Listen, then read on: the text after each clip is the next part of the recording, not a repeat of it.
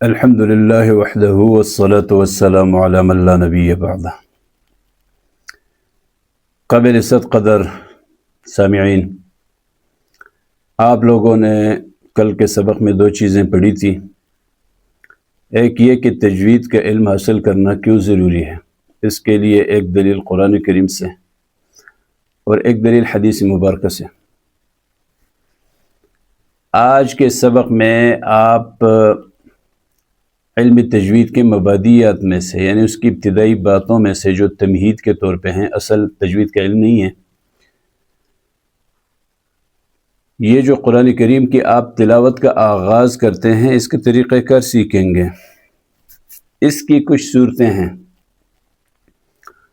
جب آپ قرآن کریم کی تلاوت کا آغاز کرتے ہیں تو اس کی تین صورتیں ہیں۔ ایک صورت یہ ہے کہ ابتدائی تلاوت، ابتدائی صورت، اور یہ جو سارا موضوع ہم اس پہ گفتگو کر رہے ہیں، آخر میں اس کا ایک چھوٹا سا خلاصہ نکلے گا، اور وہ ایک خلاصہ اصل ہے۔ بہت سارے لوگ وہ غلطی کرتے ہیں، اس غلطی کے ازالے کے لیے۔ تو آج کا جو سبق ہے وہ دلچسپ بھی ہے یقیناً، اور آسان بھی ہے، بس آپ کی تھوڑی سی توجہ کی ضرورت ہے۔ اور اگر آپ یقینی طور پہ علم تجوید کے ساتھ شغف رکھتے ہیں، محبت رکھتے ہیں، تو آپ کو پورے انتظام کے ساتھ اس کلاس میں بیٹھنا چاہیے۔ آپ کے پاس لکھنے کے لیے کاپی اور پین ہونا چاہیے، تاکہ یہ بنیادی چیزیں آپ اپنے پاس نوٹ کر لیں۔ تو تلاوت شروع کرنے کی تین صورتیں ہوتی ہیں۔ پہلی صورت ابتدائی تلاوت، ابتدائی صورت۔ آپ نے قرآن مجید لے لیا، آپ بیٹھ گئے، آپ ابھی تلاوت شروع کر رہے ہیں کسی صورت کی ابتدا سے، تو یاد رکھیں کہ اس پہلی صورت میں اعوذ باللہ اور بسم اللہ دونوں پڑھنا ضروری ہے۔ دوسری صورت ابتدائی تلاوت، وسطی صورت۔ آپ بیٹھ گئے، آپ تلاوت شروع کر رہے کسی صورت کے درمیان سے، وہاں بھی اعوذ باللہ اور بسم اللہ دونوں پڑھنا ضروری ہے۔ اب تیسری صورت یہ ہے کہ ابتدائی صورت، وسطی تلاوت، یہ اس دوسری صورت کا الٹ ہے،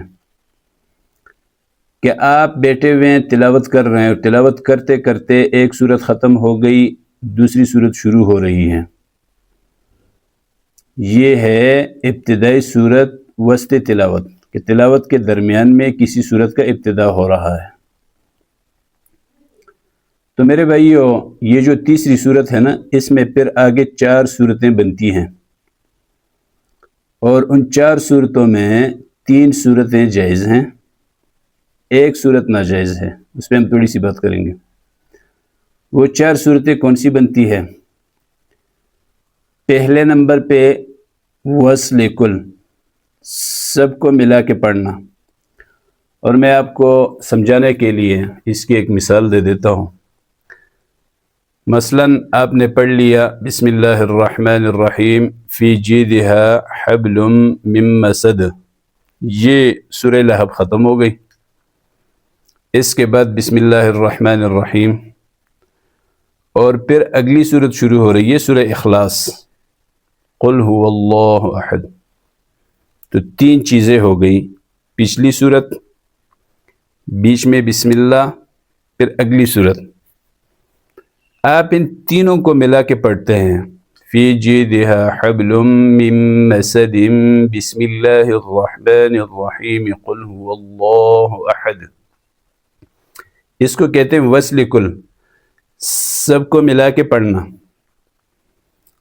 دوسری صورت ہے فصل کل، فصل کہتے ہیں الگ کرنے کو، تو فصل کل کا معنی ہے سب کو الگ الگ کر کے پڑھنا۔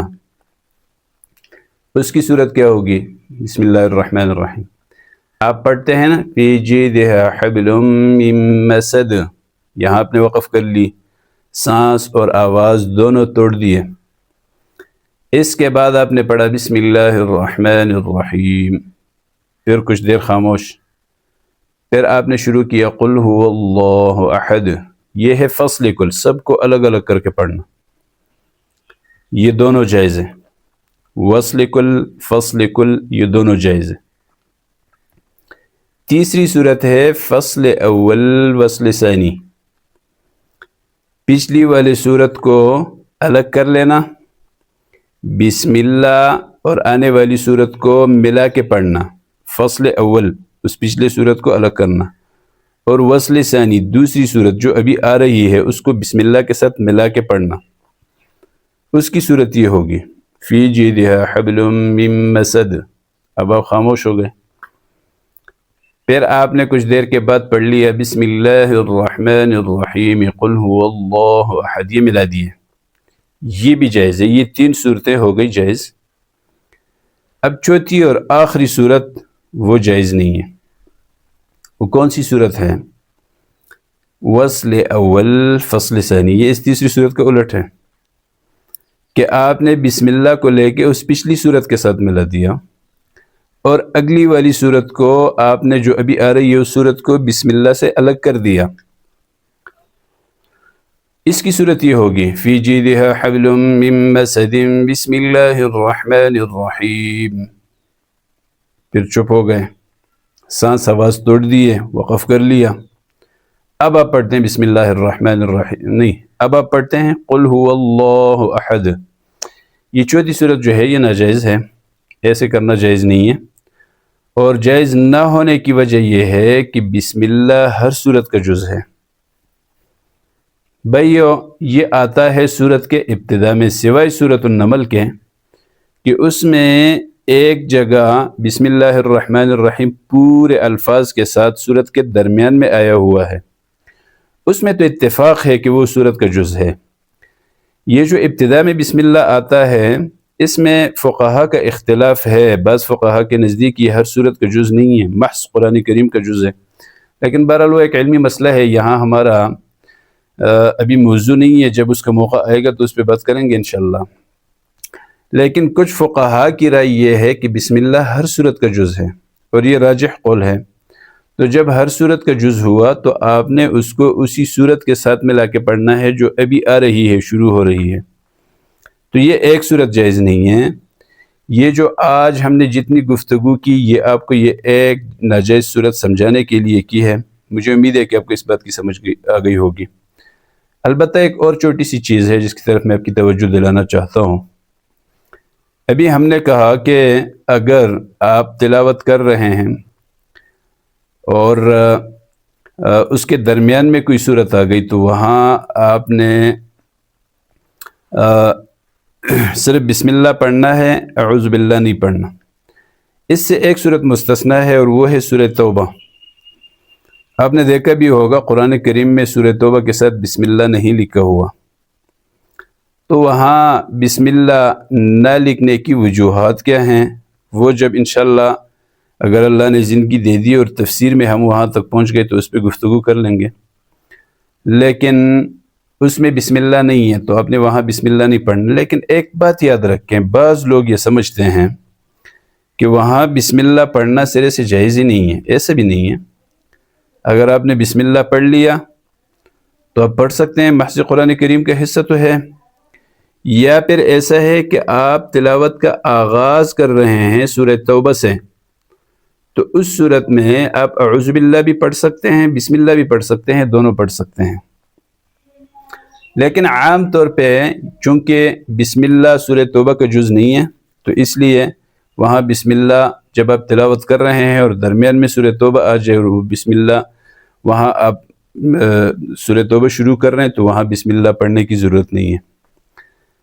تو مجھے امید ہے کہ آج کا سبق آپ کو دلچسپ لگا ہوگا۔ بھائیوں، اگر یہ تجوید کا سبق آپ کے کام کا نہیں ہے تو میں آپ کو پھر بھی بتانا چاہتا ہوں کہ آنے والے وقت میں انشاءاللہ اس پلیٹ فارم سے بہت کچھ ہے جو ہم آپ کی طرف منتقل کرنے والے ہیں۔ میں نے کل آپ سے بات کی تھی، پچھلی ویڈیوز میں 2 ویڈیوز ابھی تک پوسٹ ہوئی ہیں، اس میں نے آپ سے یہ بات کی تھی کہ یہ جو آغاز ہم کر رہے ہیں یہ قرآن پاک سے کر رہے ہیں، اور قرآن کریم کے مختلف سیکھنے کے اجزاء ہیں، اس کا ایک جز علم تجوید ہے، تو یہ تجوید پہ بات کر رہے ہیں۔ باقی انشاءاللہ مستقبل میں ہمارے موضوعات میں بہت کچھ شامل ہے۔ قرآن کریم کے بعد احادیث مبارکہ، اس کے بعد انشاءاللہ سیرت بھی ہمارا ایک موضوع ہوگا، سیرت طیبہ، حضرات صحابہ کرام اور جناب رسول اللہ صلی اللہ علیہ وسلم کی وہ بہترین سیرت۔ مجھے تاریخ کا بھی کافی شوق ہے، تو اس کے علاوہ ہم مسلمانوں کی جو تاریخ گزری ہے، ایک شاندار ماضی تھی، اس پہ بھی ہم انشاءاللہ گفتگو کریں گے، اور ممکن ہے اس کے علاوہ بھی تاریخ پہ گفتگو ہوں۔ بہرحال اس کے علاوہ دینی مسائل ہے، جو بنیادی اور معاشرتی دینی مسائل ہوتے ہیں، وہ بھی ہمارے موضوع کا ایک حصہ ہے۔ تو ارادے بہت ہیں، انشاءاللہ آپ اس چینل کو سبسکرائب کریں، جڑے رہیں۔ اور یہ جو آج کی ویڈیو ہے، اگر آپ کو لگے تو یہ آپ اپنے دوست احباب سے بھی ضرور شیئر کیجئے، تاکہ کسی اور کا بھی فائدہ ہو۔